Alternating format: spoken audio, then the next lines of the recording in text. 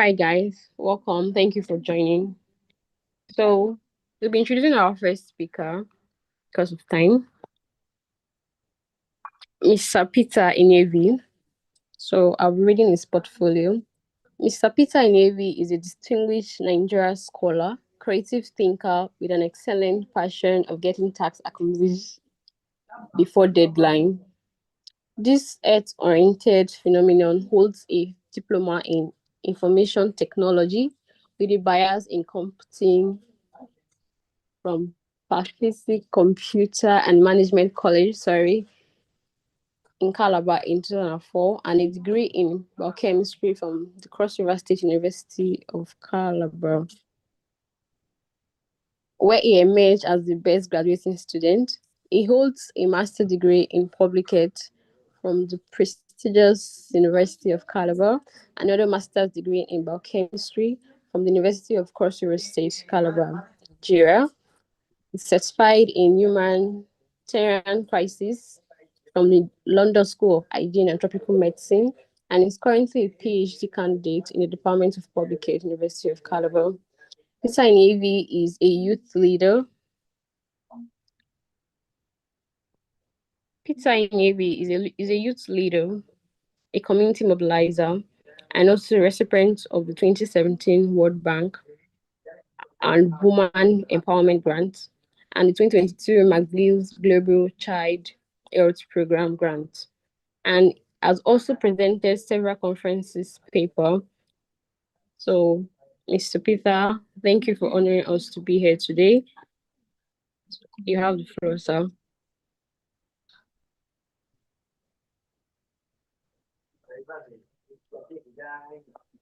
Thank you very much. Thank you very much, Halima, and thank you for having me. My name is Peter Enyievi.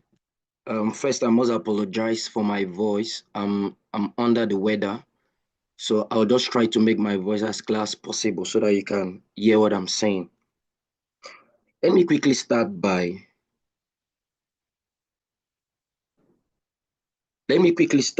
acknowledging the Association for Public Health Teaching, Research and Service, University of Calabar Student Chapter for putting together this very unique training for our undergraduate students.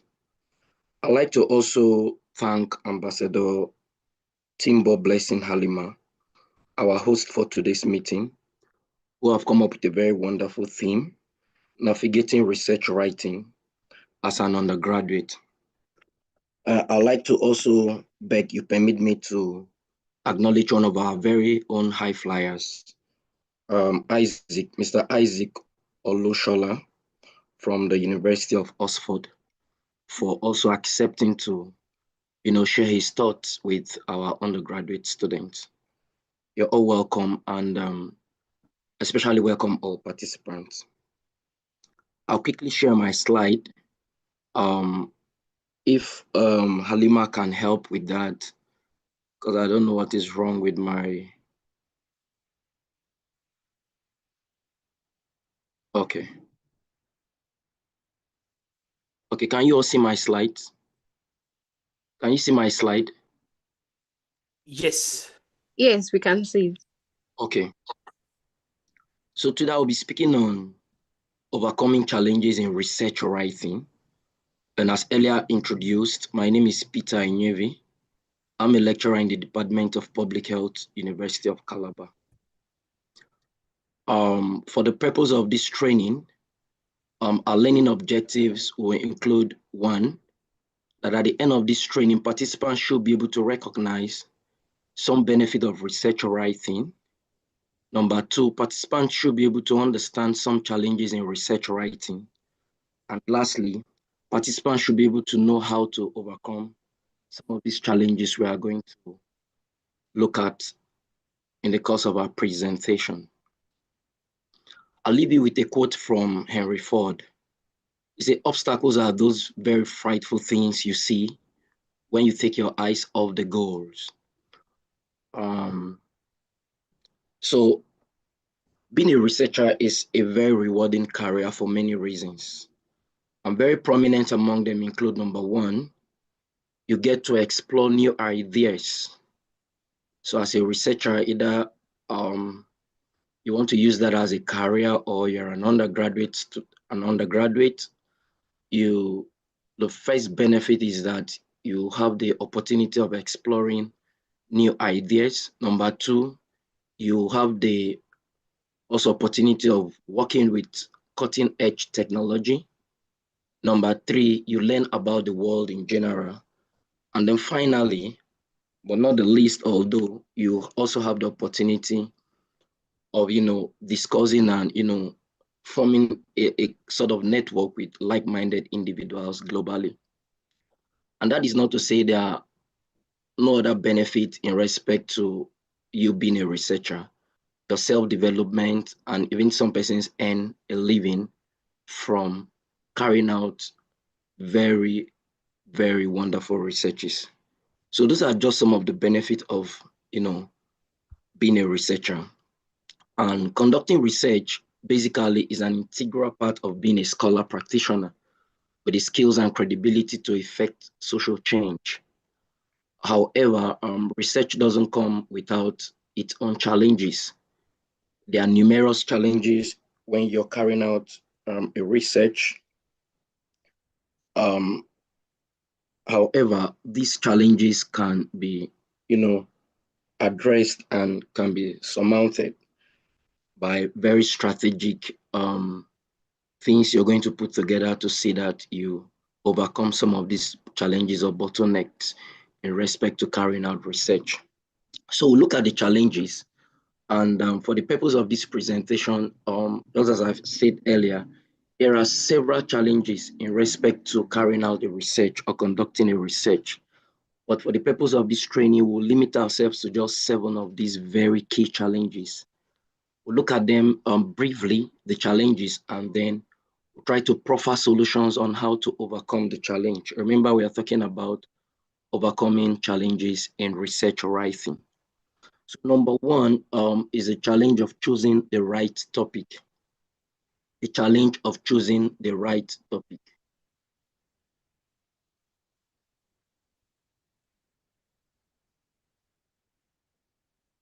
Sorry, I can't see my screen again. Just give me a minute.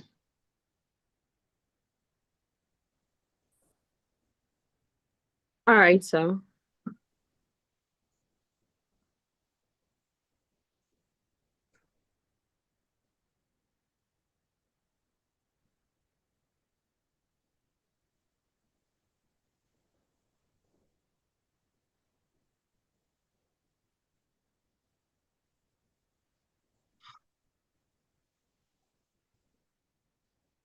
All right, so sorry about that breaking transmission.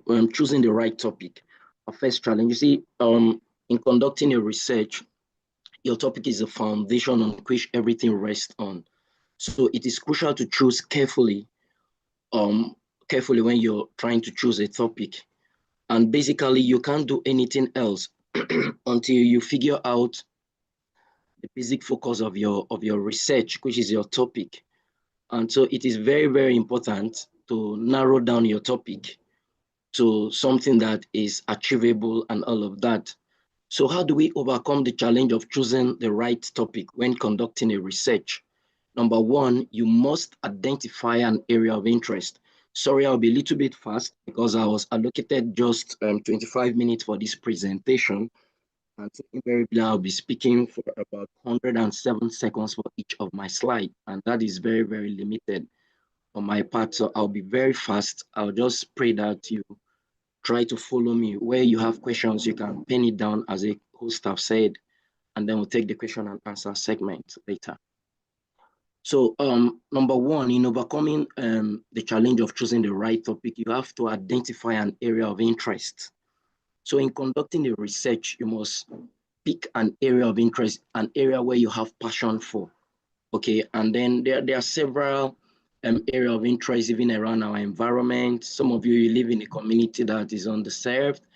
There are public health concerns in such communities. So you just pick an area of interest. It might be infectious disease. It might be something bothering your immediate community or your environment. So you just pick that area that you really love to work on. And then secondly, you have to read everything you can on the area of interest. So you have to do an extensive literature review to see what other researchers or what other people have done in respect to that topic. So in doing so, you may be able to come up with some running title, okay, either one or two running titles. Okay, something you can just hold on while you're still doing your, literature review and all of that to see what other people have done and all of that. So when you have one or two running titles, you can actually develop from there. Number three, you have to determine resources available to you. When we talk about resources, we are looking at time, money, financial resources, and then the human resources as well. It is not every topic you want to do because you review literatures and people are doing something relating to that topic. Okay, you must look at the resources available to you. Look at the time. If you are an undergraduate, remember, um, you don't have so much time. I see some of my students who come to me and said, I want to do impact studies. Okay, impact studies are not studies you do for a very short period of time. So you must remember that you have limited time as an undergraduate to carry out certain researches. And then you have to look at the resources available at your disposal. If you will be able to, use that lean resources at your disposal to carry out the work you want to do or the research you want to embark on. And then the people available. You need supervisors, you need team, you need research assistant and all of that. You have to look at that. Do you have the expertise? You have the human resources to handle that. So you must take that into consideration in choosing your topic. Number four, you must look for a niche in which you can make a difference. Okay, the essence of carrying out certain research is to make a difference, to contribute to the body of knowledge. So you must be able to identify a niche, and then so that you will to make a difference with what you're going to do. You have to fine-tune your topic based on input from others. So you take every opportunity you can to pick the brains of experts. When we talk about brains of experts, we're looking at people that can form as part of your team. Okay, you need a team to carry out the research. You need a supervisor, which of course is part of your team, yourself. You need research assistants. And then sometimes too, you need people who, are, authority in that area so that they can guide you effectively when choosing your topic. And then lastly, you need to develop a doable topic, one that you can do justice to. It is not every topic as an undergraduate you can work on. For instance, you can carry out an intervention study as an undergraduate. It's time consuming. Resources involved may be huge. You may not have that kind of resources, and then you may not have the expertise to carry out an intervention study. So we usually advise our undergraduate students not to engage in impact studies, not to engage in intervention studies and all of that. Okay. The next challenge is the challenge of choosing the right methodology. So once you have chosen a topic, you will need a methodology, which of course is a procedure for conducting your research. Okay. And the best way to choose a topic for me is not to choose at all. And what I'm trying to say is that methodology used come from your research questions, your research objectives. You don't just say because you're familiar with qualitative study design, you want to, choose the qualitative study design. Or you don't just say because you want to, you're familiar with the quantitative study design, that is what you want to choose. You don't preconceive your methodology. It is your research questions, it is your objective that will determine the kind of research design you should use, if it is going to be a qualitative, a quantitative, or a mixed method study. So in overcoming the challenge of choosing the right methodology, the first thing you need to do is to complete the sentence. The problem is this, or that. Okay, so you must state the problem. Okay, in other words, you must state the purpose of the study, and that will be formulated from your research questions. Okay, you may have one, two, or three research questions as the case may be. And then lastly, of course, you're going to determine what kind of design and methodology can best suit your research questions. So if your questions include words such as explore, understand, you may actually need a qualitative study, okay? But if your research questions include words such as to compare, to correlate, and all of that, it shows that you may be required to use the quantitative study design and all of that. So the design comes from your study and not from a preconceived motive that I want to use qualitative or I want to use quantitative. That is just what I'm trying to explain.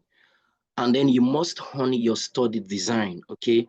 Once you become clear whether you're going to use a quantitative or a qualitative study in your research, it gives you a direction. And with that, you can begin to look into more details about the methodology, okay? And it will also inform, under your methodology, to inform the kind of data methods you're going to use. That is your data collection methods. If it is a qualitative design, you may be forced to use either the key informant interview guide in respect to your data collection tool. If you want to engage in a focus group discussion, you may be wanting to use the focus group discussion guide, okay, and all of that. If it is a quantitative, then you may want to use certain instrument like the questionnaire, either open-ended or closed-ended questionnaire. You may also want to explore the observational checklist and all of that. So basically, you must hone your study design and then you showcase what you're going to do. You must be crystal clear too, whether it is a qualitative or a quantitative study design, excuse me. You must be clear about what you're doing so that if anybody picks up your work, the person can, understand what you're doing. If another researcher pick up your work, the person is trained, the person should understand what you're doing. And your research design, your methodology must be something that can be replicated. So somebody can replicate what you've done, either in the same setting or in the different settings and all of that.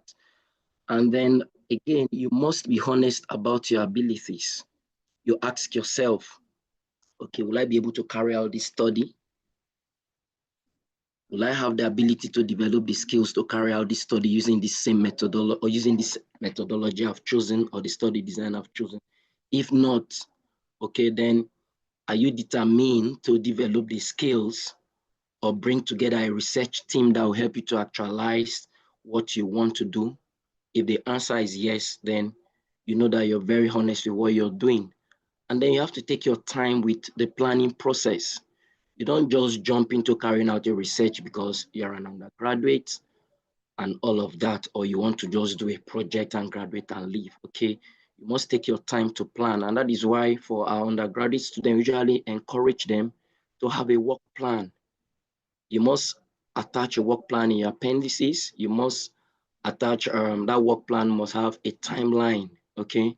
Give us your budget. We want to know if you have the financial resources to carry out the budget. We want to know the time it will take for you to conclude the study so that you don't stay unnecessarily beyond the time or the duration you're supposed to stay in school. So we encourage that seriously. So in choosing a methodology, you must put all this into consideration if you must overcome the challenge of having a right methodology. The third very significant challenge I'd like to talk on is assembling a research theme. Can you still hear me? I hope I'm not speaking to myself, even though I have a cracked voice. Can you still hear me?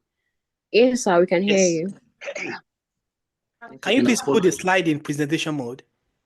Possible. Okay. Yeah. Thank you. Okay. Is that better? Yes, a lot better. Okay. Okay. Once again, I apologize for my cracked voice.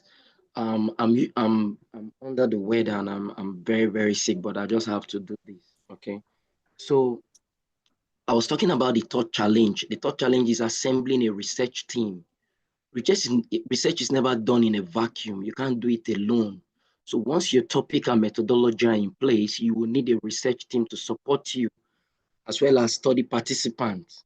So I strongly recommend researchers to assemble a network of advisors or people that will aid their research work. So in overcoming the challenge of assembling a research team, number one, you need to solicit useful feedback. As I said, you can't do research alone. You can't do it all alone as an undergraduate. You need a supervisor, you need some research assistants, and then you need people who have experience to advise you where you have need for it.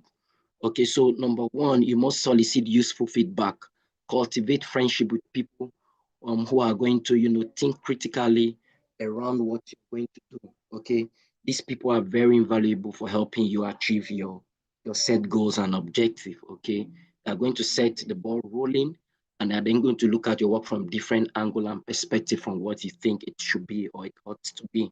So you need those useful feedback. You need to vet your committee, okay? When forming a committee, don't just choose people because Mr. A is your friend or Mr. B is your friend. No, you must choose people with the right competence, okay? You must choose people who are knowledgeable about research to form your research team. You don't just choose because this person is your friend or this person is your relative. You don't have to do that. Okay, number three, you must be very clear about your needs. Okay, similarly, when it comes to finding mentors, okay, you must ask, you must look at facts such as creating a survey tools or writing your research questions.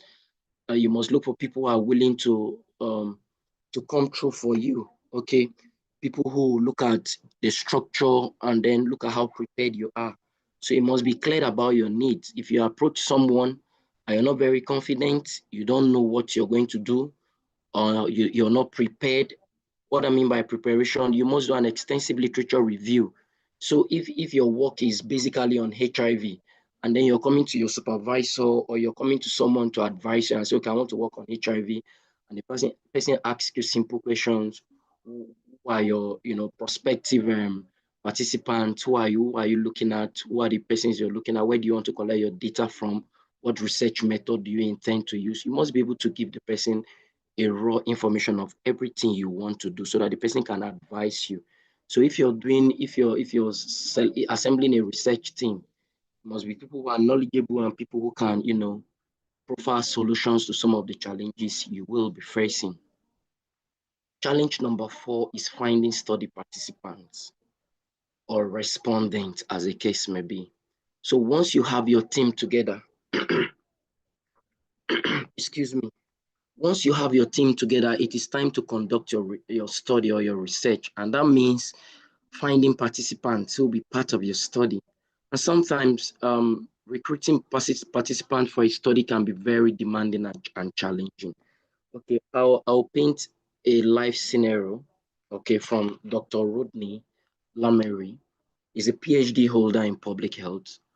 He was trying to carry out the study using a hidden population, okay, basically men who have sex with men, okay, and this is his testimony and this is his experience. I think it will also add to a wealth of experience at the end of this training.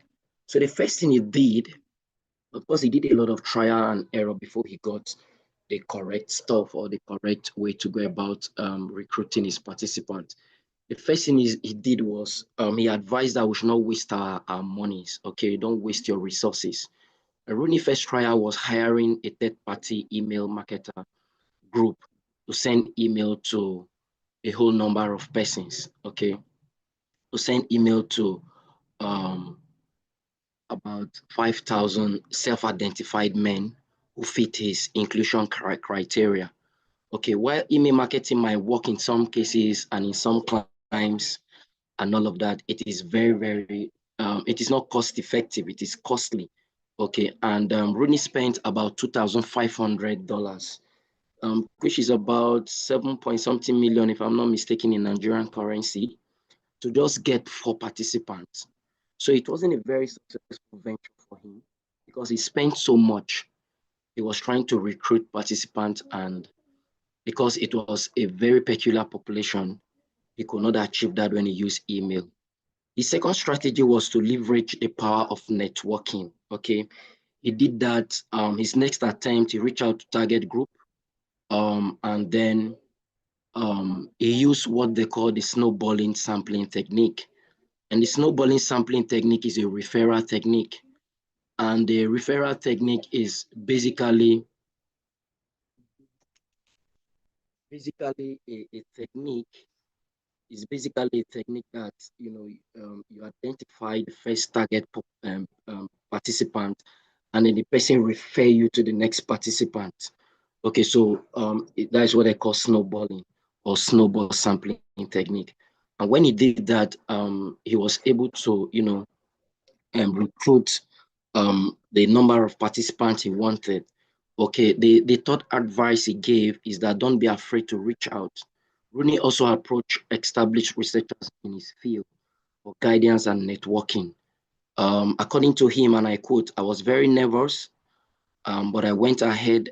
I went ahead anyway, and contacted two very well-known researchers, and one of them turned out to be a very key advocate in my research and recruitment. He explained, if I had listened to my fear, I never would have, gotten 45 of my participants.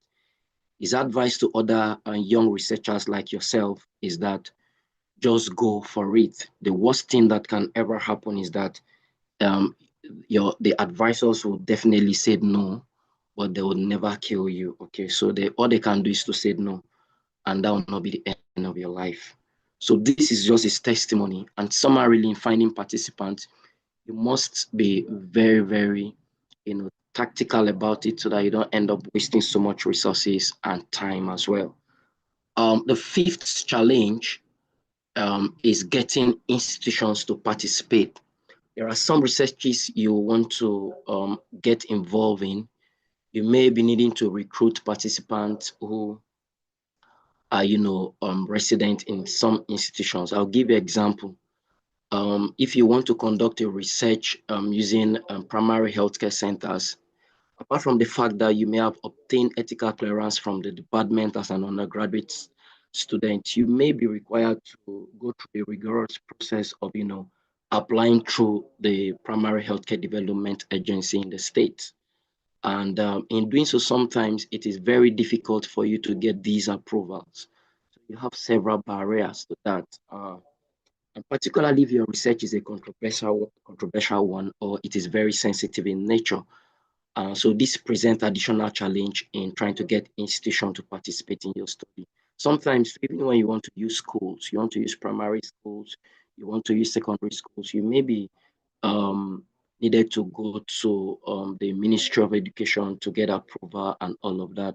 This is outside the ethical clearance you may have gotten from the department or from the Ministry of Health Ethical Committee, as the case may be. However, doing the following to get institutional buy-in, you may be able to, or you may want to, number one, you don't stop at the first rejection.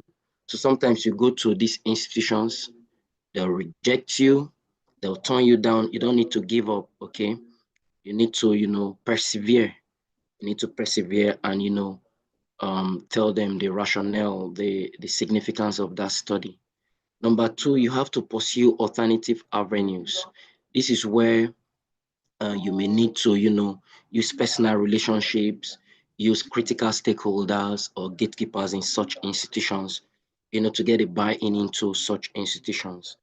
Number three, you may need to build relationships with people who are already working in such institutions.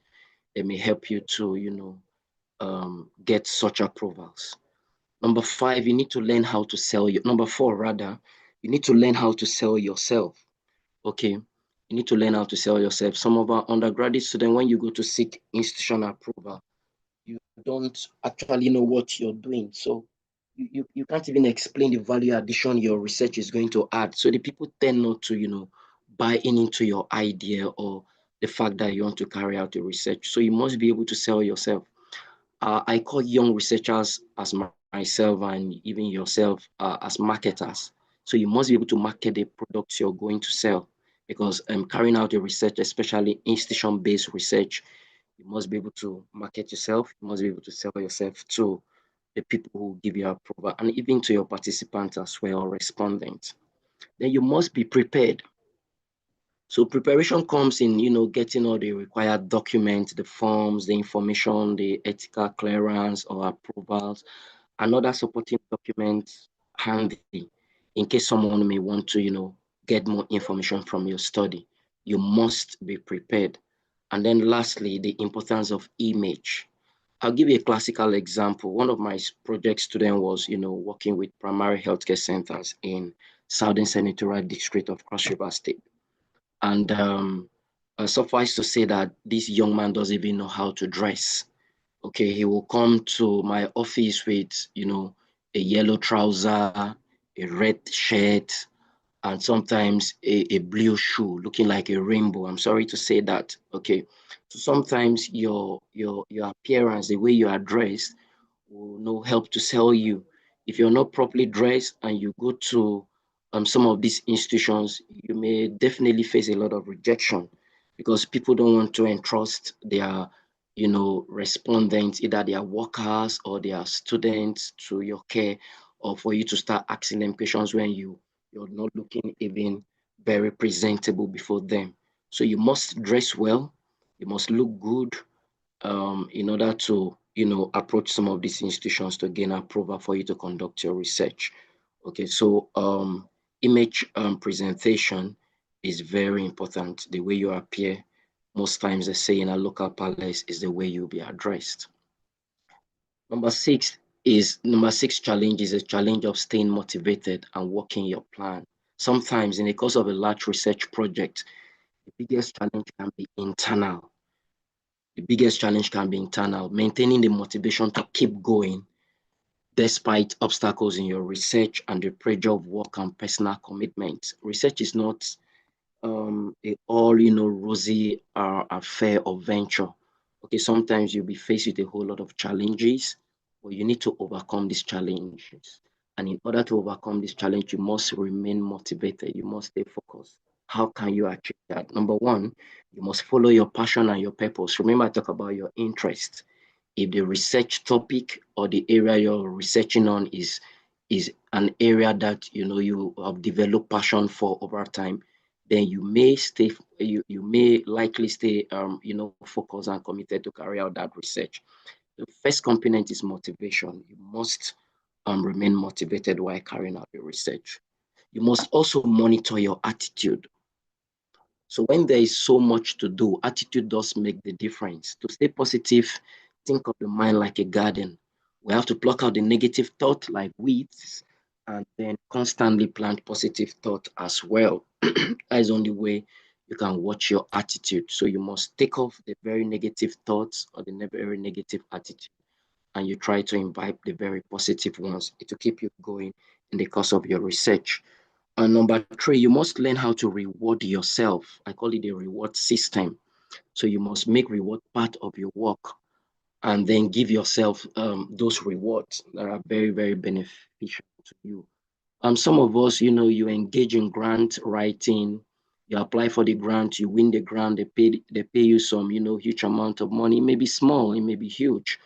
Then you conduct this work without even getting a gift for yourself. So you must learn how to reward yourself. You must learn how to appreciate your team members. It is very, very key and it is very, very important. So in respect to reward system, it may be as simple as even going to a movie out of the resources you have, going out for a lunch, spending time with your family, or, just engaging in some meaningful, venture that, will be very remarkable to say that, okay, while I, executed my project as an undergraduate, I haven't scored my A's and all of that. This is what I got for myself. It may be a wristwatch, it may be a very beautiful wig, it may be something just meaningful to just, mark that event. And then lastly, you must ask for help rather. So you must share your goals with those individuals who care about you. They can be your family, they can be your very close friends, okay? So they'll help you to get a buy-in and then help you to achieve those goals, okay? But please only share your greatest dreams and achievement or goals with people who have the same positive, vibes. Okay, there are some people that if you share your dreams with them, they are dream killers. Okay, they will not support you. They will discourage you. Why do you want to carry out this research? Why are you doing this? It is not good if it's did and it is this and all of that. So please share your dreams with only people who can buy in, people who can support you, and people who believe so much in your dreams. Okay, and then lastly, is a challenge of dealing with data. When you have completed your study, the final challenge is knowing how to make sense out of the data you have collected. And a quick guide to success include number one is to ground yourself in research. Remember, I talked about doing an extensive literature review. When you do that, you see what other people have done. You see the data tools they use, to analyze your data, how their results were presented, and all of that. So you can take a lift from there when you do an extensive literature review. Okay. It gives you the needed knowledge and parameters to organize your data. So your data should be presented in a way that demonstrates how your research adds to the body of knowledge. Remember, the essence of conducting any research is to contribute to the body of knowledge. And so your data must be able to speak to that. Number two is to get back to your methodology. You must listen to your data as a researcher. Never look at your data with any preconceived ideas. Do not say because you're working on knowledge among young adolescents in respect to HIV, so you believe that they will not have the level of knowledge in respect to HIV among young adolescents or among adolescents to be very, very poor. You don't have to conclude like that. You have to step back and then wait for your data to come alive, and then so that your data can speak for itself. You must take advantage of technology. Okay, number three, you must take advantage of technology when dealing with your data. Okay, there are several technological tools available to us in data analysis and all of that. You must be able to, take advantage of that. And then finally, you must stay focused. Do not be distracted by irrelevant data as you do your analysis. You must keep a close eye on your research questions and your hypotheses. And then because sometimes the data you collect to take you away from what you've actually planned ab initio to do. So you must remain focused, you must stay focused. And then let the data drive your presentation. I've stated that earlier on. You must step back and allow the data to speak, and that will help to, drive your presentation. I want to once again thank you for listening to this presentation and apologize for my very poor voice quality. As I said earlier on, I'm under the weather and I think I'm done with my presentation. Thank you very much for listening. All right. Thank you so much, Sarah. Thank you so much for that. Wow, I've learned a lot. I'm sure you guys are also learning. So can we give him a round of applause on the comment section? Just drop down your favorite emoji on the comment. And for questions, you can also drop down your questions on the comment section or taking note of them and we'll see them. So because of time, next speaker, Mr. Isaac Olushola. Mr. Isaac Olushola is a public health professional with keen interest in epidemiology, using the story of disease to keep the human race safe. He's currently pursuing a master's degree in global health science and epidemiology at the Northwest Department of Population Health, University of Oxford. Isaac has technical expertise in youth leadership and oh my god, okay. As an early career researcher, he has over 40 publications in peer-reviewed journal and have presented research findings across 5 continents in the world. He has won both individual and organization grants worth over thousands of dollars. So, Sir Isaac, nice to have you all. Nice to have you here. You have the floor, sir. Yeah, thank you so much, Halima. Thank you. I would like to thank and appreciate Mr. Peter, who is one of the lecturer at my alma mater, University of Calabar. Thank you so much for that wonderful presentation, sir. And to be honest, I don't even know what I'll be presenting again because Mr. Peter has covered almost everything. It's like he saw what I have in my mind to discuss and then he poured everything out. So in my presentation, I will just be making reference to him so that, yeah, I won't have to do a lot of repetition of what he has said earlier. And then I would like to also appreciate the organization that put this event together. That is the Association of Public Health Training, Research and Service, University of Calabar Student Chapter. And then I would like to appreciate Blessing Halima, who coordinated this event, and to the team members who are also involved in this, coming up with this initiative and giving this topic and all of those things to your fellow undergraduate. Thank you so much. Basically, when Blessing reached out to me, she told me the topic of this discussion, which it was navigating research writing as an undergraduate. Permit me, I won't be using a slide. So I will just basically talk from my experience. And then she specifically told me that the association would want me to talk on publishing research as an undergraduate, ways in which undergraduates can publish their project work through conferences, fellowship, and in awards and all that. So yeah, I'll try as much as possible to cover all of this. And then I'll be speaking from my experience, basically. So without further ado, I think we can just dive into the discussion. Right. So I think the first question I would want to start my presentation from is why publish as an undergraduate? You may want to ask yourself that question. I will try as much as possible to go around 5 major points in our discussion. And so the first point I'll be discussing is the why publish as an undergraduate. So basically, I've seen a lot of undergraduates who have done a lot of amazing work. For example, Adebisi Yusuf here, who is hosting us on the Zoom, was able to publish, I think, over 100 research papers as an undergraduate in Nigeria.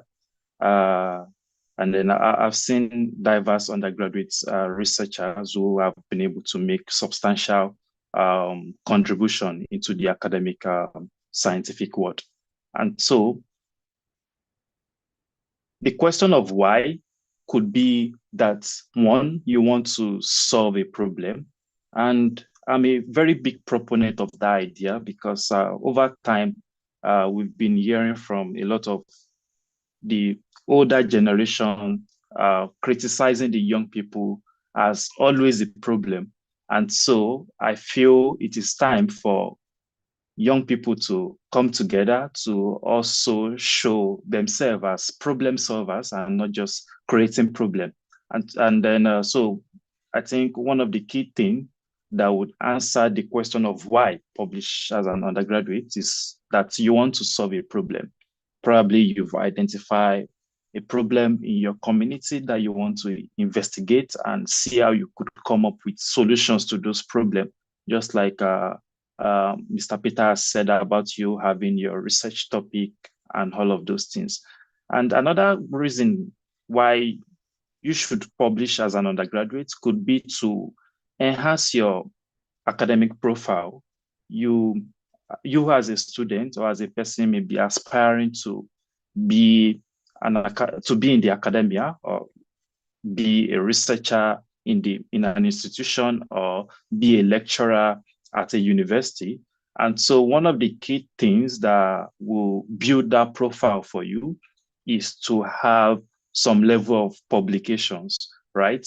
And then another thing that could answer the question of why publish as an undergraduate is to, provide opportunities for you to network and collaborate with others. There is a saying that if you want to go fast, you move alone, but if you want to go far, you move with others. So research, publishing research, writing research, carrying out a research project, give you that avenue to collaborate with others. And trust me, it is going to contribute a lot to your career growth.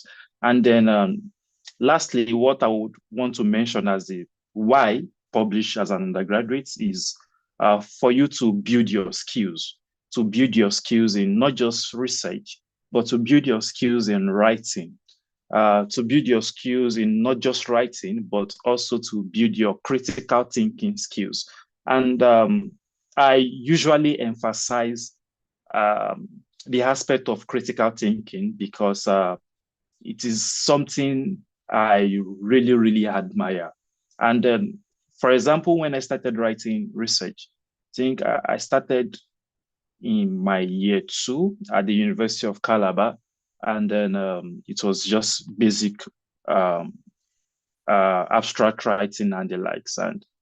And one thing that research made me do was to read more. And I never knew, sometimes knowledge can be imperceptible. And what do I mean? You will be learning and changing in a way that you yourself don't know that you are changing until some things happened or you engage in a discussion before you can see that, oh, you've been growing, right? So knowledge can be imperceptible. So over time, I noticed that, oh, the kind of contributions I was making in class, discussed with just lecturers, were becoming more refined and a little bit advanced.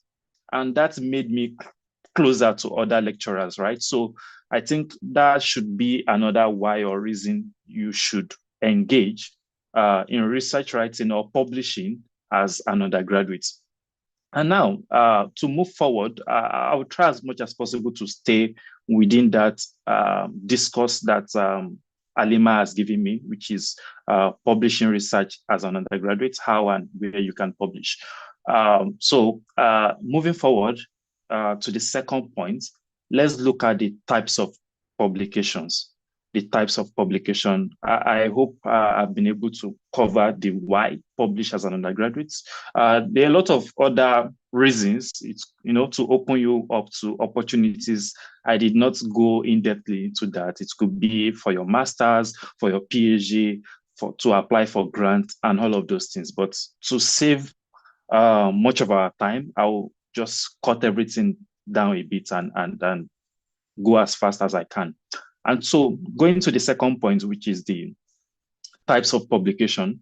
So as an undergraduate, you should be aware of the types of publications and see how you can tailor your writing to fit into the different types. So basically, there are journal articles. I'll come down to the journal articles later on. Away from the journal articles, there are also conference papers. And then away from the conference papers, one of the subcategories of conference papers are also posters, right? So now going back to the journal articles, there are different types of journal articles. And then over time, I usually advise undergraduates to start with some specific types of publications in journals, because that is how I started. A lot of undergraduate researchers that I know also started in similar manner. And then, so for the types of journal articles, we have the likes of commentaries. We have the likes of letter to the editor. We have the likes of perspectives. We have the likes of different short communications depending on the journal you are looking at. So the commentaries, the perspective, the letter to the editors are all regarded as what? Short communications. And what are short communications? It's just like an expert opinion or you having an idea or trying to give the scientific word a knowledge in a unique way. It may be something existing somewhere else, but you are trying to contextualize that thing into your own environment and, giving a lot of scientific evidence to back up what you are saying. And in most of these articles also, you have to do some literature review, like Mr. Pista has said earlier, you do some literature review across different databases to support whatever thing you'll be saying. And then moving ahead, we also have review articles. We have review articles. It could be systematic review. It could be scoping review. It could be narrative review. So there are a lot of review articles. And what are review articles? It is just you synthesizing evidences that has been published elsewhere and bringing them all together to tell us the gap in the literature or the overall findings of those evidences. So that is how review articles work. I'm just giving a very concise definition of these things. You could do some more research to understand things better. And lastly, we have the original articles. We have the original articles. And then when it comes to the original articles, I think Mr. Peter has also covered that. Like I said, I'll be referencing him a lot. He has spoken about qualitative study, quantitative study, and he has mentioned a lot of study design. As a budding epidemiological researcher, so you may also want to pay attention to the different study design that are available or things you could do. So we have the cross-sectional study design, which is just like the survey we all know, like you administer survey or questionnaire to a particular setting and then get some data, analyze them. So those cross-sectional studies just giving you like a snapshot of that particular issue at that point in time, right? So that is how that works. We also have other study design like a case control study. A case control study is is a bit similar to cross-sectional study, but different in the way that you are looking for some particular individual with an outcome of interest. Like probably you are looking at people living with HIV in a particular community, and then you want to see how maybe socio-demographic variables are affecting them. So, you identify those people with the HIV and then enroll them, and then look for people in that community who are not living with HIV and get some data from the two populations and make some comparison and all of those things. So you can read more about that as well. And then we also have something called the cohort study. And then for cohort study, it could be two ways. It could be prospective, and then it could be retrospective.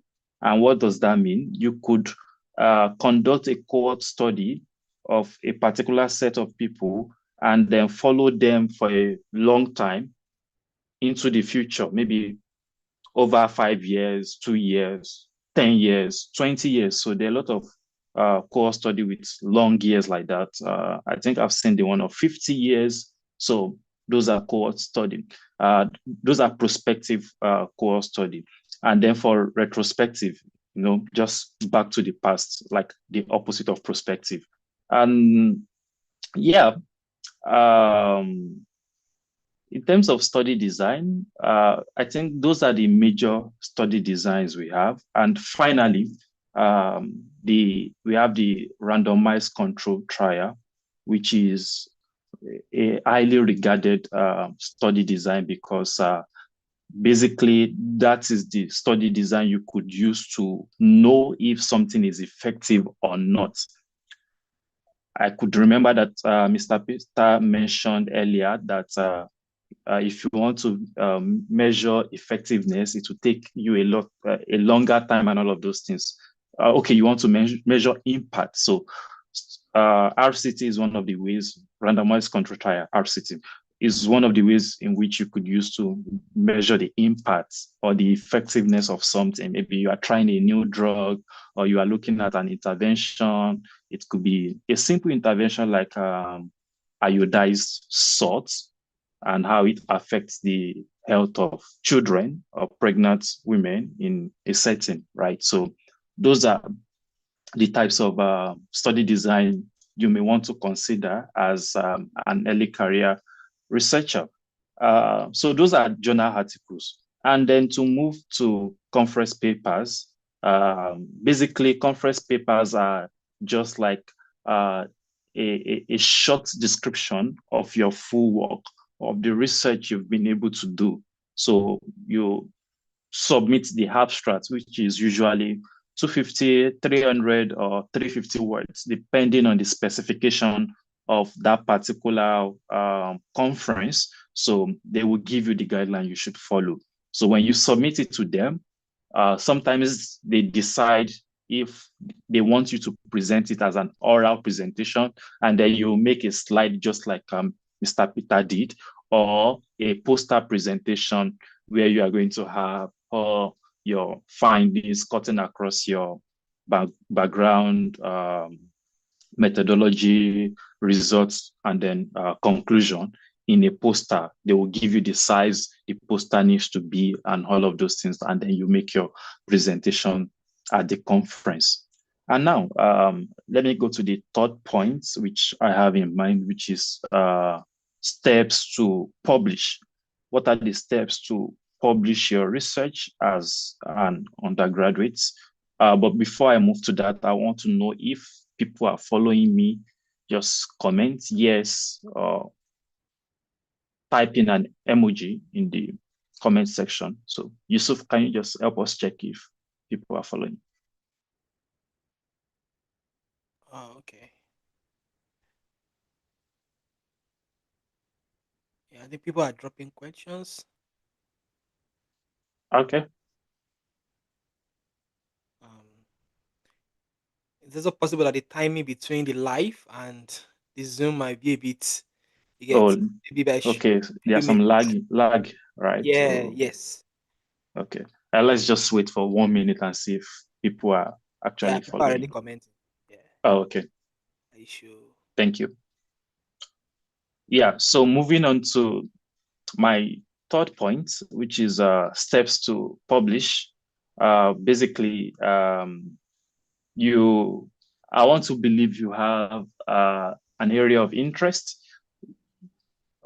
Probably you could be interested in doing research around mental health or HIV or infectious diseases generally. It could be NTD, neglected tropical diseases like schistosomiasis, soil transmitted helminths, and all of those things. So I want to believe you have that interest. And then, so to publish any of your work that you've done, it might be your undergraduate dissertation. So basically, you need to identify a suitable journal or a suitable conference. And then what do I mean by a suitable journal? So there are a lot of journals and conferences that have specific areas that they specialize on. For example, you could have the Journal of International AIDS Society. So that should communicate to you that this journal will only publish things that are related to HIV/AIDS. There are journals of on policy, research policy, global health research policy. There are journals on mental health. There are journals on addiction for those who are working around substance use, harm reduction, and all of those stuff. There are journals on even NTD. There are journals on neglected tropical diseases. There are journals on tropical diseases as a whole. So you have to identify this specific journal. And when identifying a journal, please, as an early career researcher and then an undergraduate, you need to calm down and tone down your aspirations. Please don't quote me wrong. And what I mean at this point is that it is very, very critical in terms of the journal you publish your work, because there are some journals we call, or conferences we call, predatory journals or predatory conferences. And this kind of journal, publishing with them, will only affect your career in the long term. So, the definition of predatory journal can be a bit dicey, but I'll just put it to you this way, that predatory journals just see them as fake journals. There are journals that will hide the impact of your work. And most times there are journals that are just being set up by some few individual somewhere trying to make money out of people. And you're the only one reading your work. Good. Believe me, when you publish with them, it is just you and your family member that will read that work. And one beauty of research is for people to see your work, read, and cite it in their own work. And so any paper that is not doing that, it is not making any impact. If people are not seeing your work to read, if people are not citing your work in their own similar projects, then of what use is your paper? And then there's a case of this predatory journal. Sorry for digressing. I think Adebisi, you remember of that. I think a PhD student somewhere in a school in Nigeria that published with a predatory journal, and I think the university sanctioned her, and so she reached out to the predatory journals that they should take down the paper, and they asked her to pay like $2,500 before they can take it down.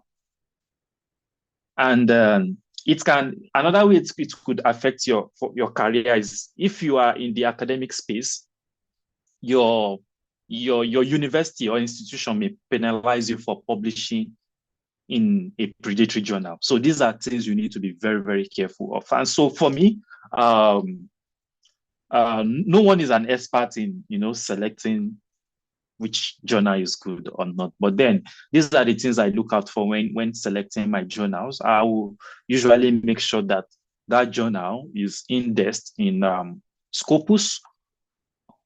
It is indexed in PubMed. So, and why am I making my choices based on these two databases? The reason is that before this, okay, I did not even tell you what is Scopus, what is PubMed. So in a very concise manner, Scopus and PubMed are just databases where you can find a lot of research paper, right? So why am I basing my choice of journal based on these two databases?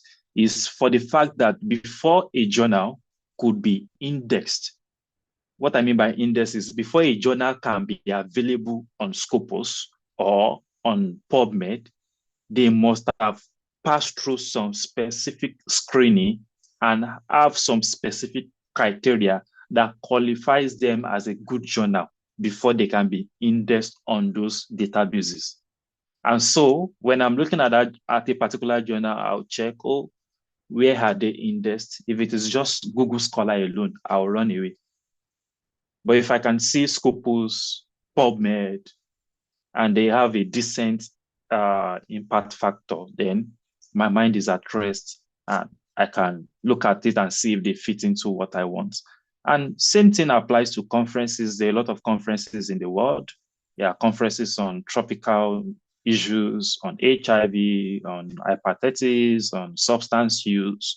So maybe later on, before I end my discussion, I can list out some of the conferences I have attended and tell you the time they are open, so you can also explore the opportunities of attending such conferences with your papers. So yeah, so there are a lot of conferences. You just have to identify the one that aligns with the work you have. And so make sure the journals and the conferences are relevant to your field. And when you've done this, if it is a journal, try to prepare your manuscript, follow the guidelines and requirements on the journal page. There are a lot of information on those journal page on how you should tailor your work, the numbers of word counts, the maximum number of tables or figures you can include. So you look at these things and tailor your manuscript, your dissertation into that manuscript. And then for conferences, they'll also tell you what they want and the kind of guidelines you should follow. And after all of these things, submit your work. When you are done, submit your work. Make sure you submit it before the deadline if it is a conference. And that is how you can, publish your work. It is that simple, right? And then the fourth thing I'm going to mention is opportunities for undergraduates. Opportunities for undergraduates in terms of you publishing your research as an undergraduate. So some of the things you should look out for that I have mentioned earlier are conferences. Conferences, there are a lot of conferences that you can, attend and present your work.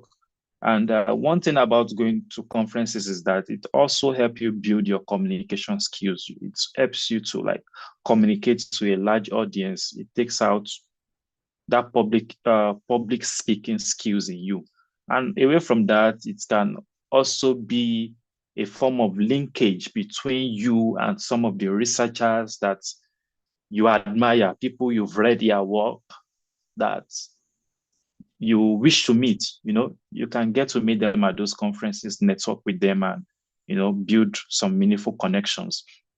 And so to present in conferences as an undergraduate, even though you get a lot of advice from people to aim high and all of those things, you should know that it is good. While it is good, I usually advise people, especially if you are starting out, you could try local conferences in your country. For example, I think, there was a conference hosted by this association at the University of Calabar last year. I was there, and it's a thing of joy to see a lot of undergraduates presenting their paper. My first presentation was also a conference hosted at the University of Calabar. It is on environmental health science, and that was my first presentation, abstract presentation. So you can look for undergraduate-friendly conferences in your country and start, building that skills of writing and abstracts, submitting them to conferences and presenting them. So over time, when you have been able to hone that skills very well, you could, move to the next step. It could be regional conferences and international conferences. And believe me, what you just need is just one opportunities. When you get one of these things, you'll be on steroid, like moving fast, doing a lot of things, presenting everywhere in the world, and contributing meaningful work to the scientific space. And then, apart from conferences, you can also look out for fellowships. There are a lot of fellowships you can apply to as an undergraduate. A lot of organization, a lot of network have different fellowship. It could be research fellowship, it could be policy fellowship. I think one of the organizations that have some quite interesting fellowship is called SNO, Student Network Organization, TUFH or so. So you could explore a lot of fellowship also to present works and do a lot of things. And then opportunities you should also explore as an undergraduate are grants. There are a lot of grants that even as an undergraduate you can secure to do impactful projects in your country. I was fortunate enough to have some grants during my undergraduate. Also, Yusuf during his undergraduate was able to amass a lot of grants, which he used to do a lot of research work. So I think probably Yusuf could also mention some grants you undergraduates could explore at the end of this discussion. But for the conferences, I think let me just mention some of the conferences you could explore. You could look at the International AIDS Society Conference. So it is usually every year. So the IAS have two forms of conferences, or not even two forms. They have about four or five different types of conferences. So there's one called the IAS conference, which is like a scientific conference where you can submit your work and make presentation. There's another one called the AIDS conference, still by IAS, where this is more community oriented, bringing in policymakers, people living with HIV, early career researcher, all of these people together. And so you can propose workshops, you can propose panel discussion in the AIDS conference. That is coming up next year. I don't know, probably it will be in Brazil or so. I think they've not decided. So that is an insider information, by the way. So yeah, but the IAS conference is happening this year in Rwanda.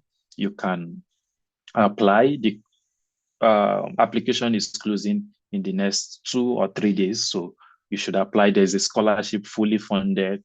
You'll be given a stipend during your stay in Rwanda. So I've been able to attend the conference in Canada, in Australia, and then in Germany, the highest conferences. So yeah, you should try that. And then, yeah, I think there's also a video on this YouTube where we had some discussion on some important things that IAS is looking for in your abstract and scholarship essays. So you may want to consider that if you want to try. So try to push yourself. You never can tell. It is when you apply, you will know if you can get it. So I would just advise you to push yourself and apply for some of these things. Another conference you may want to consider is the ICASA. That is International Conference on AIDS and STI in Africa.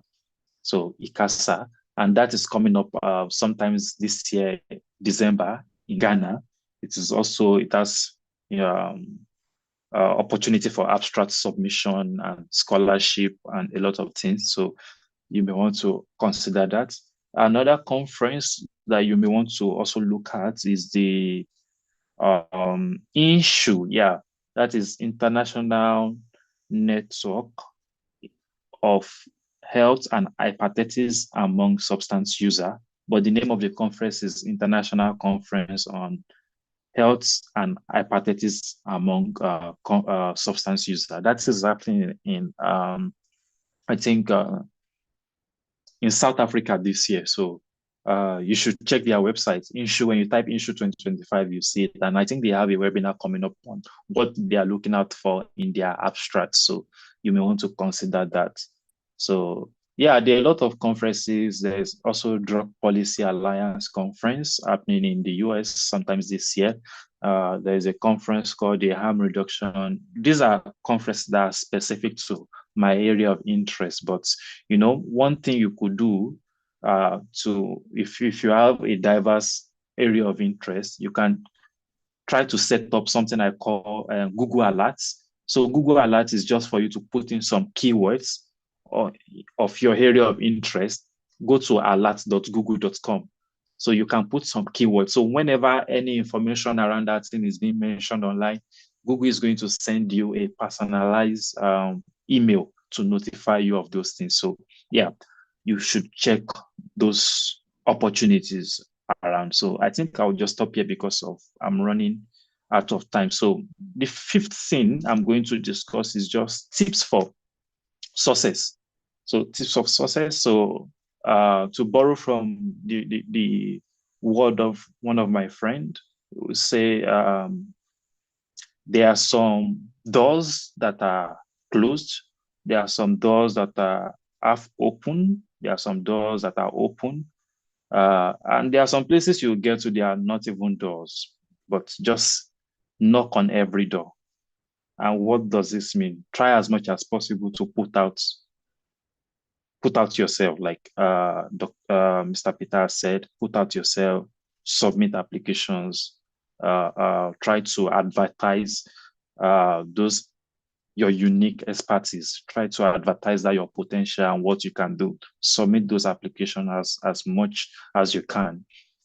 This is the time you can do a lot of things. And believe me, you are setting up yourself up. You are setting yourself up for success. So you should try as much as possible to push out all of these things. And then another thing you may want to consider is to seek mentorship. Work with faculty, advisors, your lecturers, talk to them. Like, for example, I work a lot with my supervisor when I was in Unical. My supervisor was Dr. Isu, and I still work with him till date. So I work with him a lot on a lot of research, a lot of grant application. He usually peer review my proposals before I submit and all of those things. So try to seek mentorship from your faculty members and lecturers in your school. And like Mr. Peter has said also, collaborate, work with people, partner with your peers, join a research group, you can even form your own research group, work, write something up, give it to your lecturer to review for you. And yeah, those are the kind of things I think you should engage yourself in.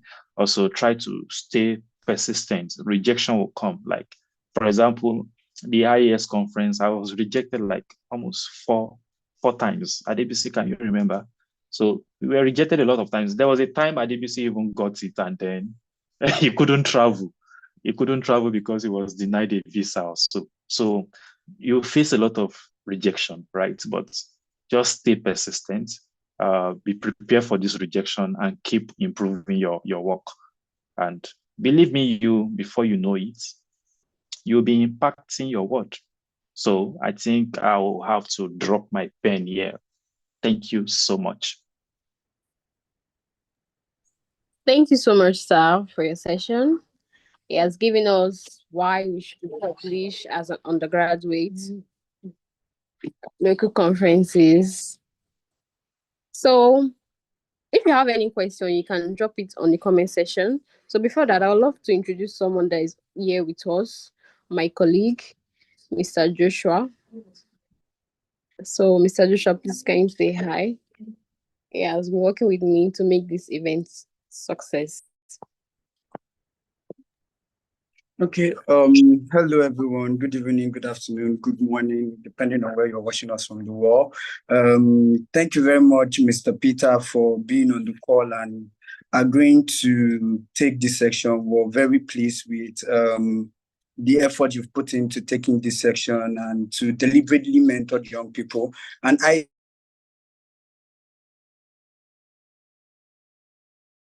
Isaac, thank you. You've been doing this for a very long time for us as young people, as a young person that is already out there. You've been helping to put us out there and keep encouraging us. I cannot say how much I've always wanted to meet with pharmacists at DBC. So it's an awesome thing to see you on the call. And then thank you for what you're doing in all these spheres. So we see you guys and we hope to build those momentum and get there. So one other thing Halima told me I was going to be doing was to ask questions while we'll still take questions from the comment section. So we have some written down questions here. And my first question is to Mr. Peter. So sir, you talked about innovations and exploring AI in your research writing. So, sir, I want to know, how do you, as an undergraduate, keep your research work authentic, original, without plagiarism, but still leveraging on AI?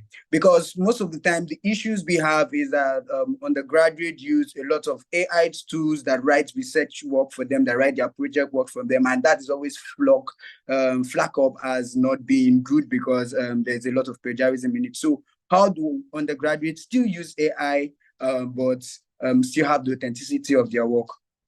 So that's the question I have for you. I don't know if I should ask all the questions or I should just ask facilitator specific and then later go to the next facilitator.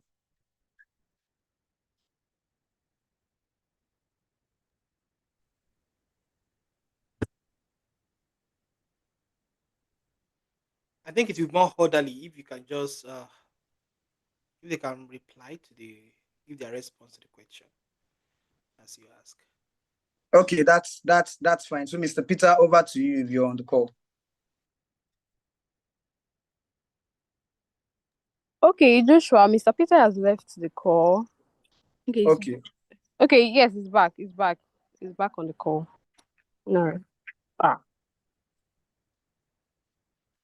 He just left, so you can. Okay. Okay, so maybe let me just go over to Isaac. Okay, so Mr. Isaac, thank you very much for an insightful section, and you talked about a lot of things. So I have basically two questions penned down for you, And the first question is, one of the issues undergraduates and young researchers have when it comes to publishing research is the aspect that comes with the fund and the cost of publishing.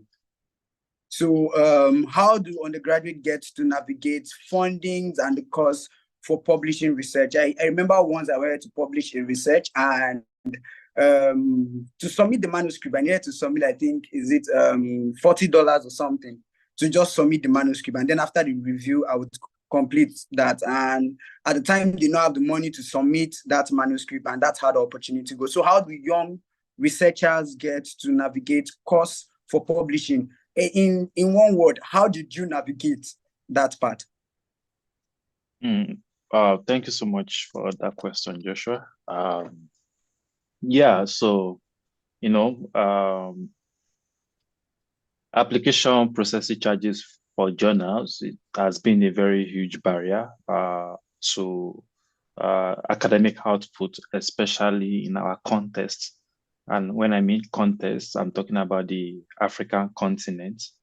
If you are to compare the numbers of research outputs that are being rolled out from the global north, US, Europe, and all of those other countries compared to Africa, it is incomparable. They have higher output.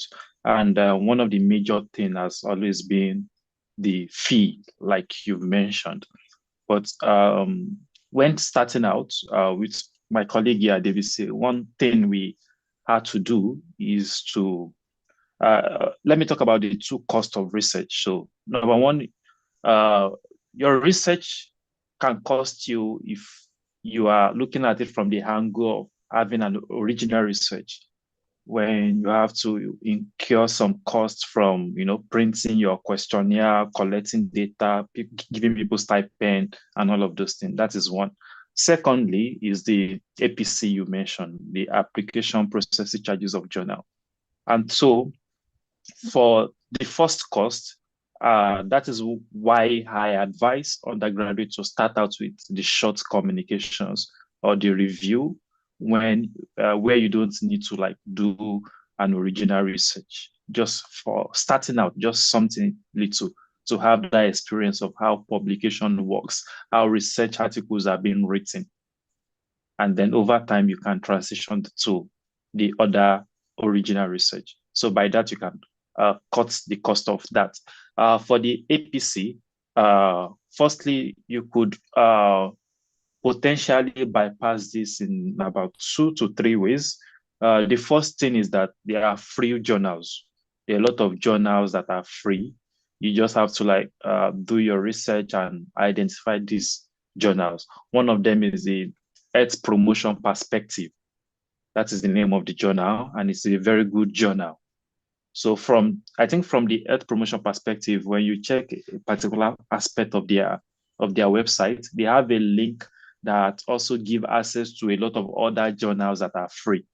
There's also a journal of Public Health and Preventive Medicine. It is also a free journal, and it is very good. So those are the kind of journals I started with that gave me the leverage of free publication.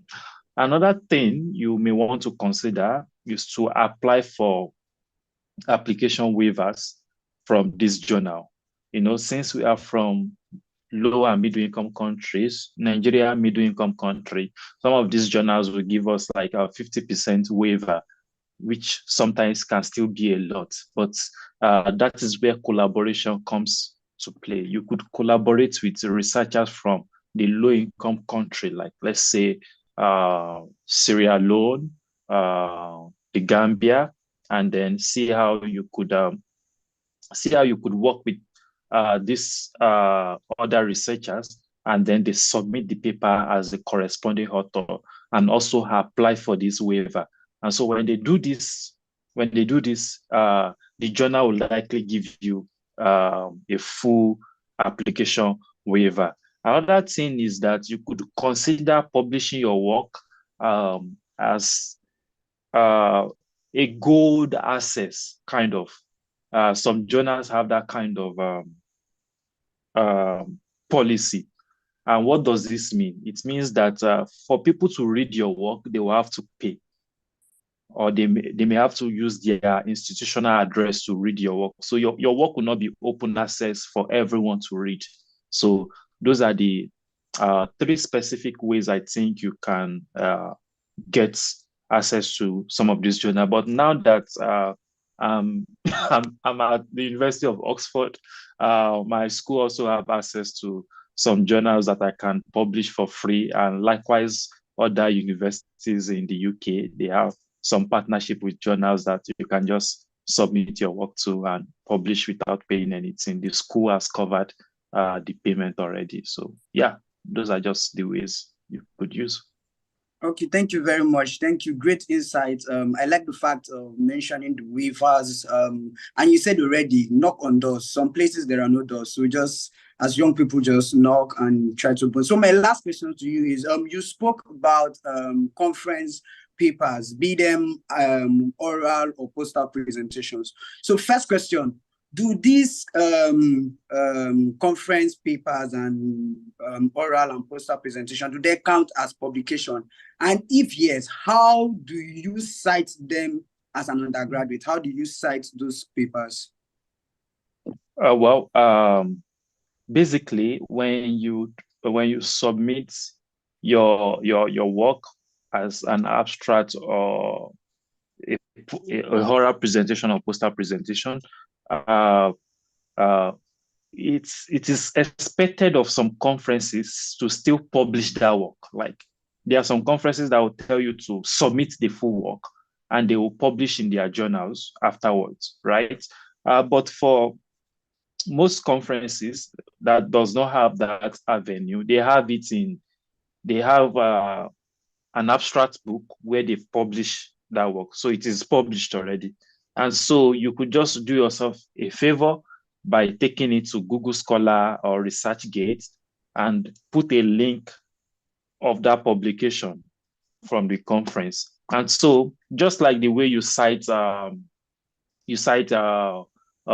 normal research paper, you will also cite it, and there's a place for you to indicate that it's a conference presentation, right?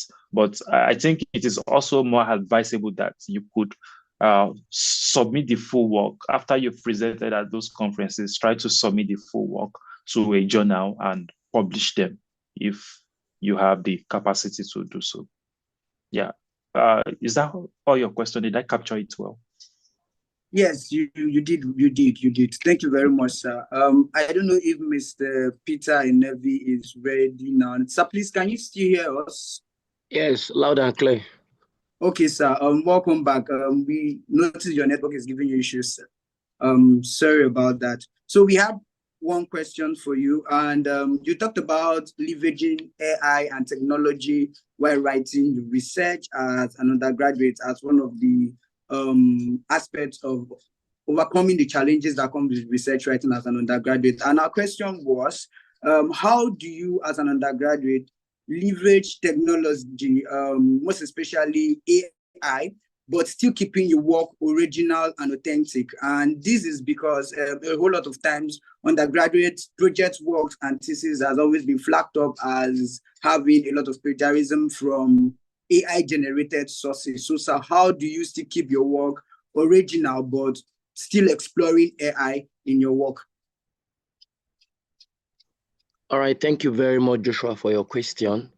First, I don't think the person got me correctly. I said you can take advantage of technology. I didn't say you can take advantage of, you know,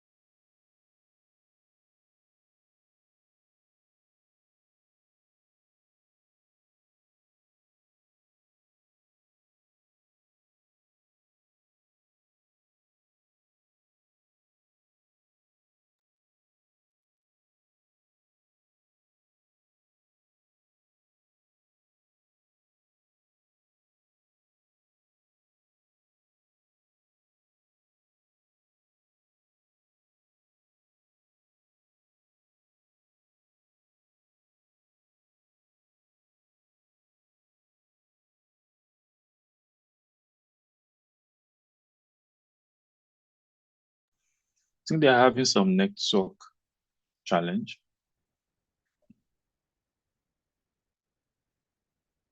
Halima or Joshua, can you take over, please? Oh, yeah, I can hear you. Sorry. I lost connection. So, Mr. Yusuf, you could take the questions from the comment section now.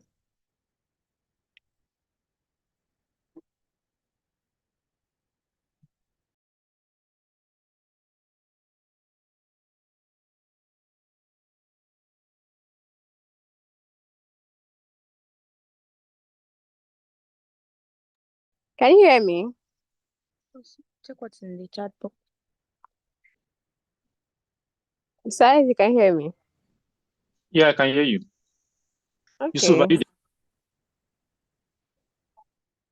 you are muted. Yeah, I should read the question. Yeah. Yes, sir.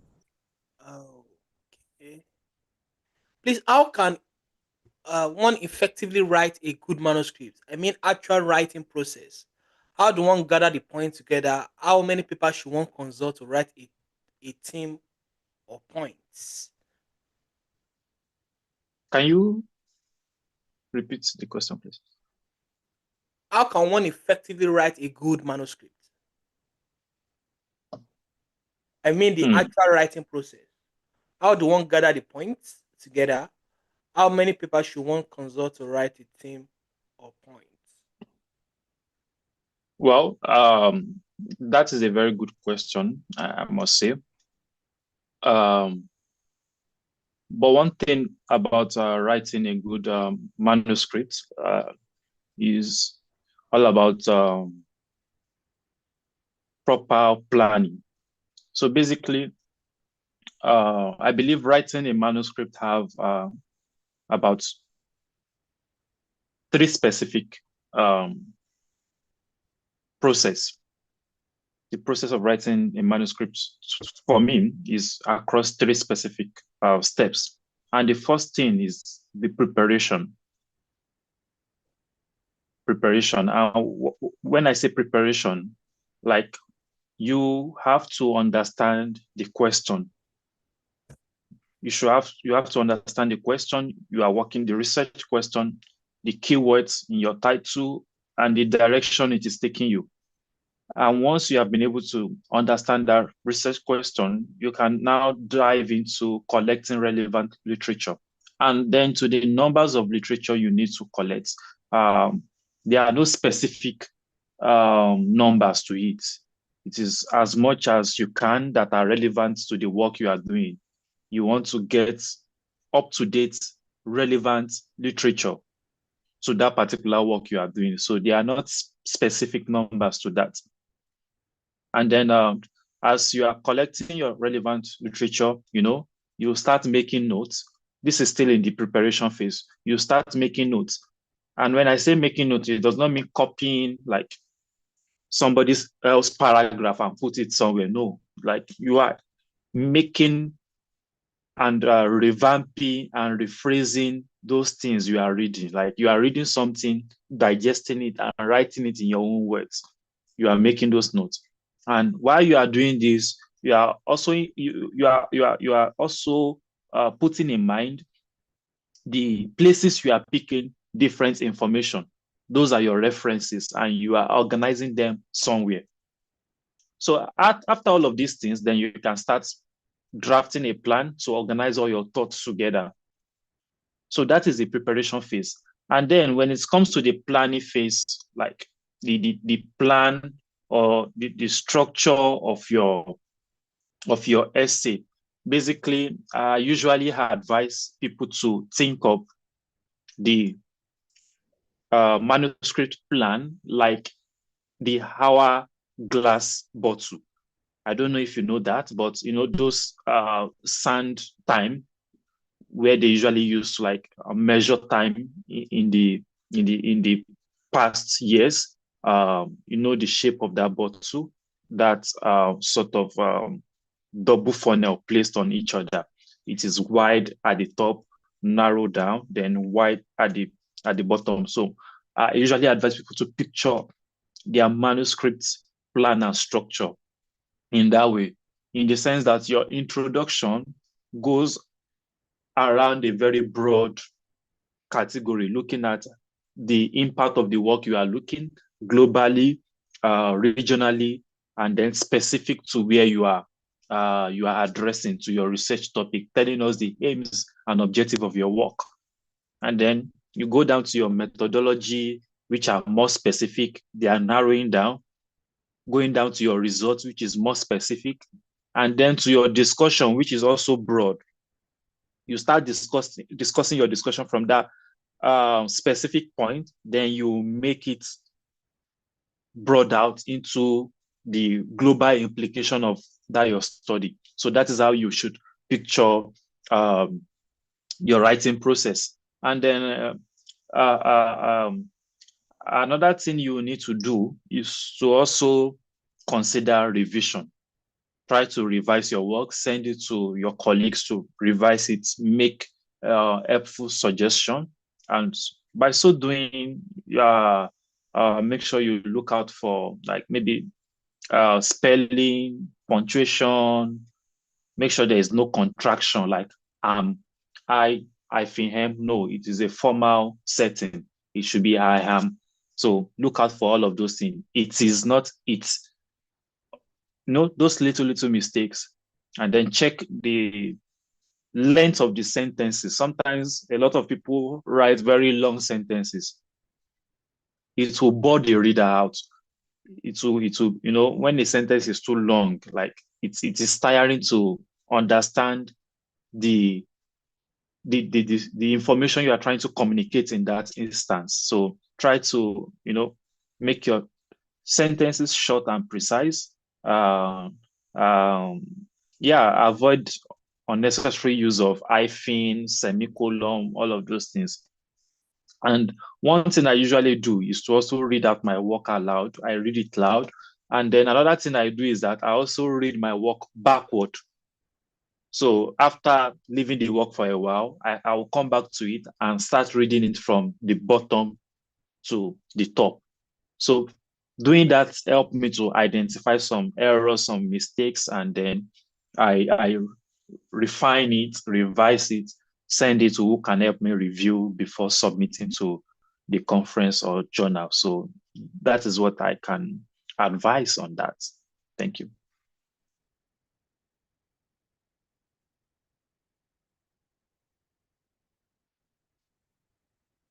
Do we have any other question?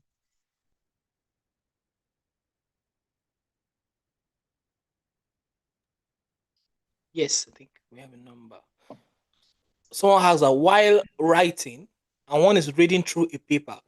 If one wants to pick a point from a particular statement in that paper, and a lot of articles are already referenced, should one read all the papers? Why write? You get the question? Yeah. Well, it's your choice to make.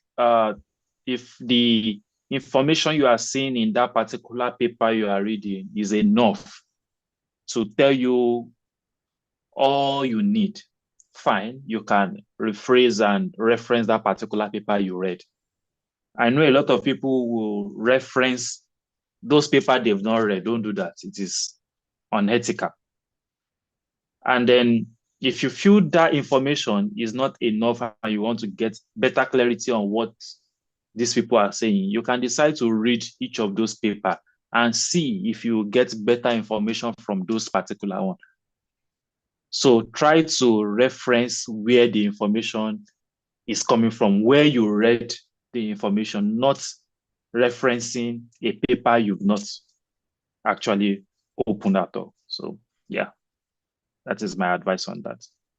I don't know if IDBC have a comment on that. Yeah, I mean, you've covered all. We have another question on how can one choose a niche to research about if he has diverse research interest? Well, I think that is one of the problem of young people. I was in that, should I use was, or I'm still in that dilemma, right? So, but I believe this is the advice I give young people like myself when it comes to niching down. I believe as young people, you have that, they used to say youth is vapor. And this age and time you are, I feel you can explore so many things. Just do so many things. And then over time, you will discover what exactly you like. Then you can niche down to that area. But if you are still struggling to understand concept of writing, research, and all of those things, and you want to like niche down at the beginning, it may do you more harm than good. So I believe you should try so many things, try so many fields. Look at how things are being done in different fields. And then over time, you will know what really piqued your interest, and then you can start niching down in that specific area. Thank you. Thank you very much, Isaac. Before I go to the next question, please, if you are watching us, kindly subscribe to the YouTube channel. We have a number of videos on different topics, ranging from undergraduate research. And if you are looking for free journals, there's also a video on this channel. If you are looking for grants to apply to, there are different videos. This channel is mainly for students, for early career researchers, for people looking for scholarships and different opportunities. So I will encourage you to subscribe and turn on the notification bell. So we have another question here on how do one choose a research topic? How do one choose a research topic? Yeah, I think you can answer that for me, sir. Yusuf. Oh, okay. We have videos on this channel that covered that topic already on how you can choose research topic. But choosing research topic is basically is has to align with your interest. What are you interested in? And that will actually guide you to decide. And I think we have uh like Dr. Peter has already made a point regarding the fact that you also need to consider the resources that you have access to. That's also very, very important because there's some research topic that you cannot work on. Not because they're not interesting or you don't like them. It's just the fact that you don't have the resources to do them. So what you have to consider, you have a whole lot of things to consider. But what is important is your interest in that topic, and also is it feasible for you to do it at that particular point in time? Do you have the resources? Do you have the time? Do you have the knowledge to even do the research? So it is very, very important to consider that. But choosing research topic is basically very, very easy to do because we all have ideas from time to time. But how is it feasible for us to do that research at that particular point in time? Do we have the resources? And do we have the time, the expertise to actually do that study? So for me, when I want to choose a research topic, of course, I have my interest. I have what I'm interested in. I have things that I want to have a very good understanding of them. So I need to do research to be able to uncover things. So what is really, really important is your interest and the other things that I've mentioned. So, uh, but interest actually comes with time. I mean, with more exposure, because if you expose yourself to a particular area, to a particular field, with time, you get to know interesting things that that are very key and that we need to actually know a lot more about.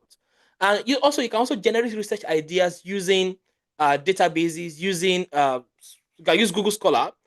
For instance, if you have an idea or maybe malaria and maybe knowledge or market women, you can just go on Google Scholar. It's just scholar.google.com. Type keywords there.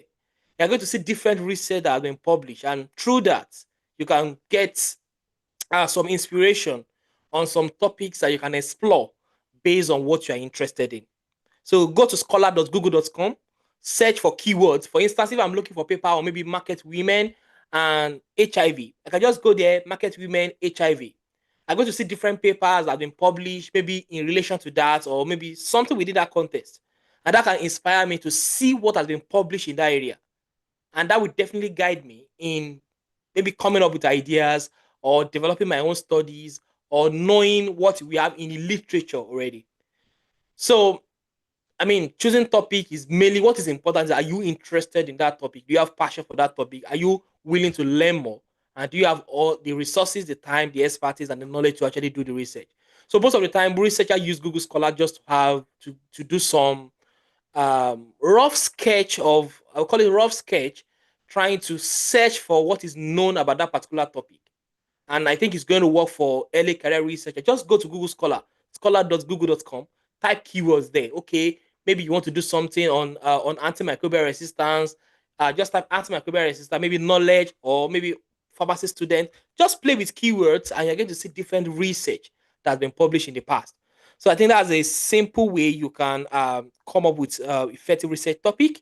And of course, most of the time for established researcher is mostly, and most of the time it is due to the fact that they have interest in that particular area. But for any career researcher, you can play with keywords. Go to Google Scholar, it's open access, it's available for anyone to use. Go to search keywords there. You'll be able to see different things in on topics that you're interested in. You can read those papers to have more ideas on how you can navigate your work. Yep, that's it. Um, we also have a question here on what are those specific things that make a scoping review more comprehensive or fast than systematic review? Or better still, what are those things that one do differently in scoping review from systematic review? Yeah, thank you for that question, but sadly, that is not the purpose of this webinar, but let me just brush that question a bit. So for systematic review,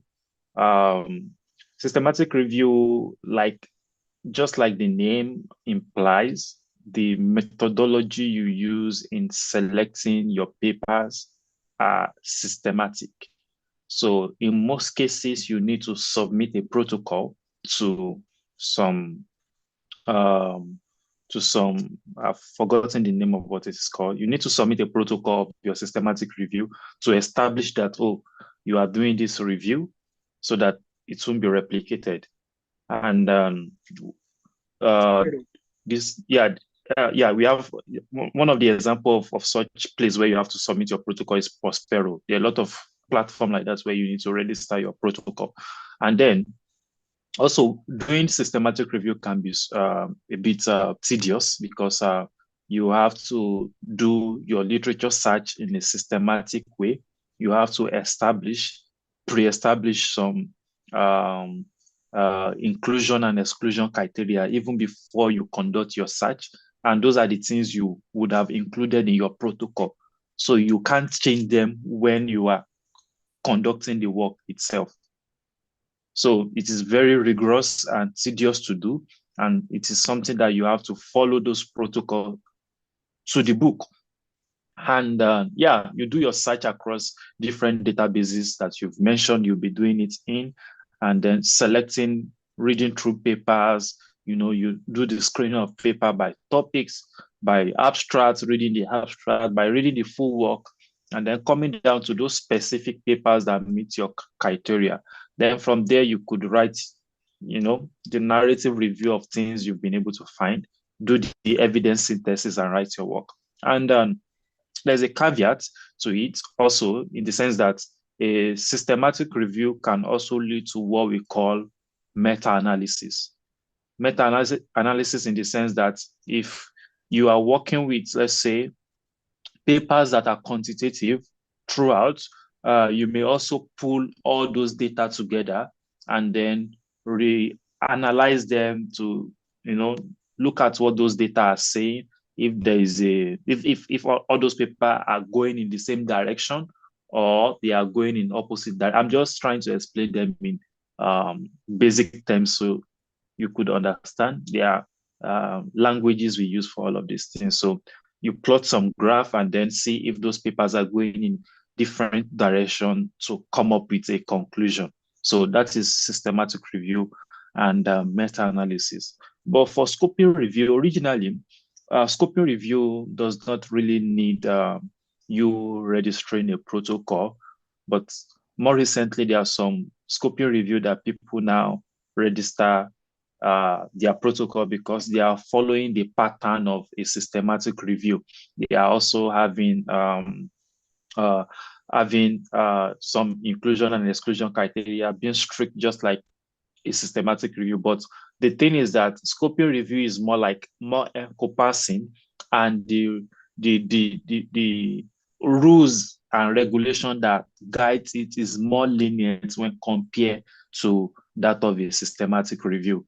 And so it gives you liberty to, add you can see some scoping review with narrative papers, like papers that are not original. Like in most systematic review, or in all the systematic review I've read, the papers are originals.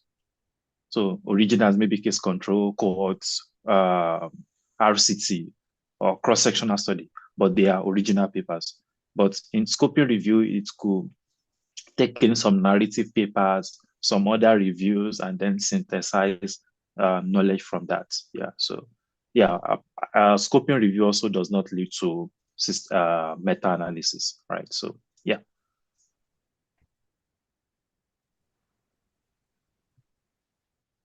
Thank you very much for that. I Yep. think that's the last question.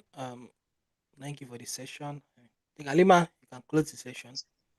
There's no All more. right, thank you. All right. Thank you so much, Mr. Isaac. Thank you, Sir Yusuf, for your time. I really appreciate it. I'm really grateful. Thank you, everyone, for staying till now to the end of this meeting.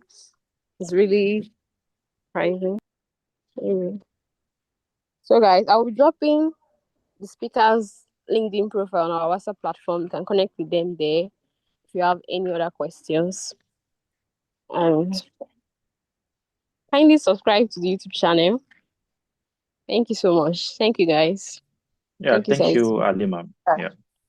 Bye. All right. Bye, everyone.